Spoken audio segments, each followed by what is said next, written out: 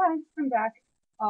Yeah, I know. I already read one chapter today. I haven't heard back from my professor yet, but I'm gonna just go ahead and do this. Worst case scenario, I'll have to take it down in a day or two, and my mouth is right on my face.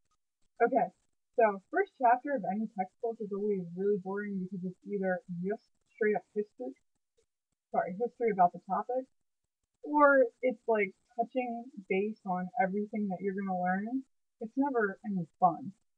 But I figured I'd go over it anyway. So, in my first chapter of my book, and yes, I do have it sitting in my lap, so you might hear the pages turning, whatever. Um, the big thing it talks about is the scientific method. It doesn't go into huge detail about the scientific method, which I think is, like obviously they're going to go into it later in the textbook, but I think it should have been given a more of an overview in the first chapter as opposed to the way it is. So I didn't like that at all. But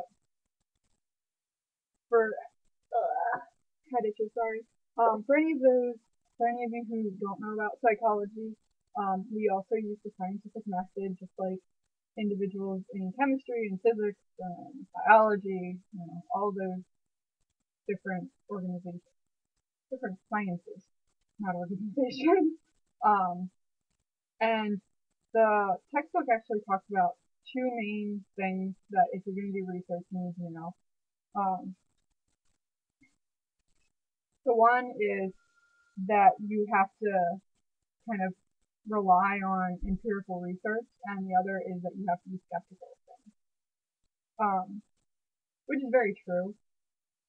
You do have to be skeptical of things because obviously someone is, sometimes the information you see or hear about, especially in the news, related to psychology, might not be the whole truth.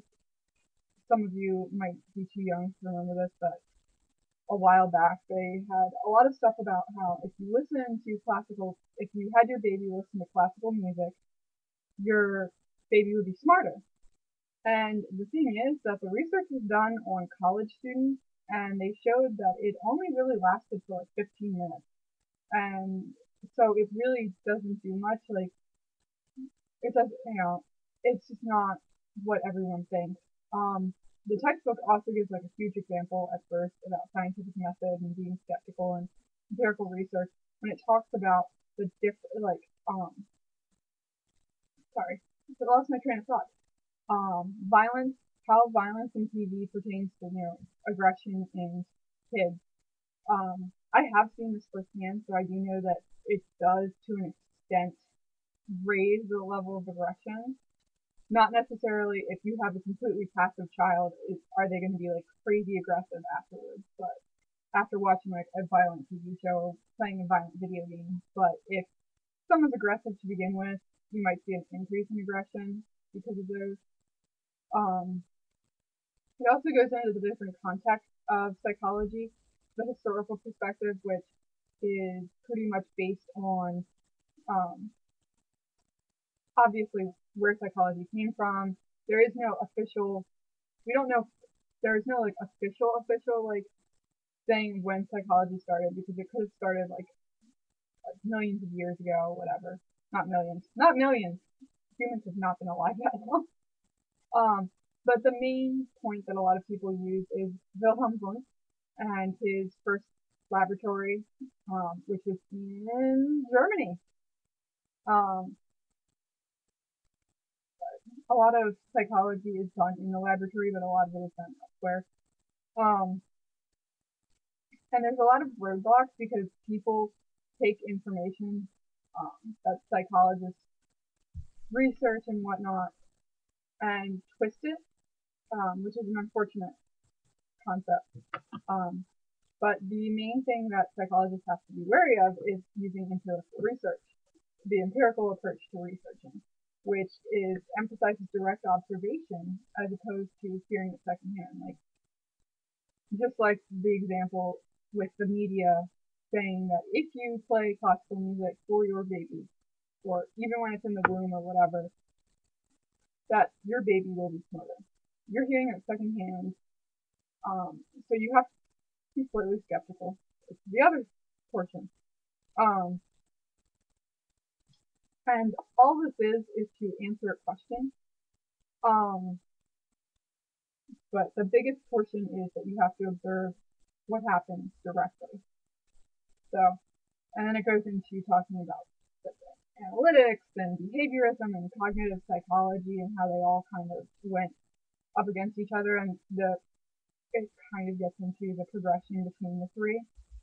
Um, which, if you've never taken a psychology course, there's no point in me explaining this right now. You're not going to get it. Um, Basically, it all comes down to stuff that no one really cares about. The next part of the topic was talking about social and cultural context. Um, a big point in this is that sometimes there are certain things that don't cross over between different cultures. Um, in the United States and in Europe, we have a very individualistic look on a person, and Kohlberg actually came up with who came up with the what is it? Hold on, I gotta look it up. I just saw it. I can't find it. Okay, anyway, I can't find it, so I'm not gonna put it in. But Kohlberg basically talks about the different levels of moral development, and his last stage has to do with being creating your own idea of ethics within yourself and your own moral standing and whatnot, and acting of to a volition that shows that you have a moral compass, so to speak.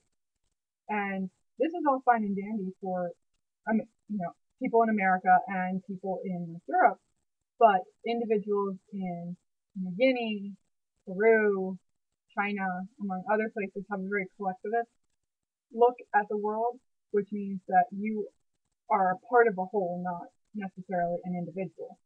So obviously, Kohlberg's research would not cross over to people in China. It would almost be seen that they could never raise their moral compass to that point, which isn't true. That they aren't like as morally developed as we are, and that's not true at all. It's just the way the culture is set up and what they believe, and obviously, if someone from you're not going to say someone from China isn't necessarily as moral as someone from America. It's just the way it is. Another thing that they talk about is kind of they go into like the public and how people react to findings. A while ago, a group of researchers looked into sexual abuse in children and this, that, and the other, and their research findings weren't necessarily bad, but the research that they did find had a lot less to do with things than we originally thought.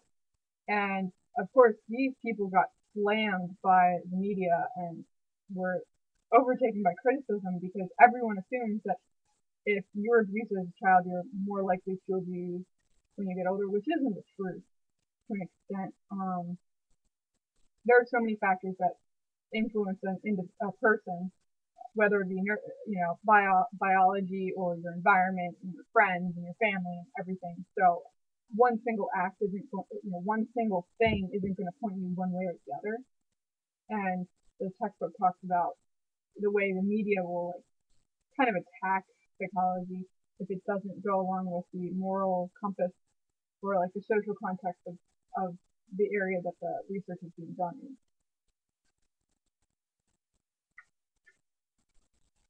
Um, oh, that was just social and cultural. Moral was its own thing. I talked about moral. Um, the next portion of the textbook talks about thinking like a researcher. Like you have to be skeptical of research that you see. Obviously, if someone, I gave you the example earlier about the babies being smarter because you listen to Mozart, not necessarily true. Um, and most people will be skeptical of that, but some people just want a cure all. So kind of like you got to be, careful of the salesman because he might not be selling you exactly what he says he is. Um, let's see. Da, da, da. Okay, that's nothing. And you have to be careful of like wording of things, which I always knew is it's really hard because it can say, oh, if people took a survey, well, people can lie on surveys. If you're not observing them necessarily in their natural habitat. Like if you would, sorry, my computer screen is black. If you would talk to someone and I don't know, they say that they don't cheat, they've been conscious of their wedding vows and they haven't cheated on their wives and this, that, and the other. Well, this person might be lying to you. You don't know.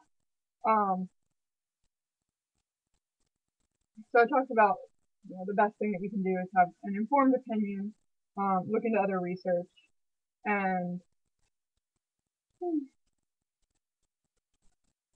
um, and to learn how research that you might do will affect psychologists later. And then it goes into talking about like basically how the media can kind of screw people over in different scientific communities. If the media is going to change things and leave information out, if it doesn't, if it's not going to be translatable to a layperson, like someone who isn't in the field of psychology, or even in the field of chemistry, in the field of biology, like if they're not in the field and they're just going to leave out that information, which can be crucial to understanding what the media is actually presenting us with. And then it talks about getting started with research, um, and what a hypothesis is. And a hypothesis is an educated guess, a question. It's basically a question that you create about research that you might do, and it. The reason why you have to be careful with a hypothesis is it should be informed by information that you provide, that you found, that you have researched before you actually create it, and you either take one side or the other in a hypothesis to an extent. Um, Another big thing is it actually states, and this is in italics, so this is like kind of important, is science is a cumulative enterprise. Current research builds on previous research.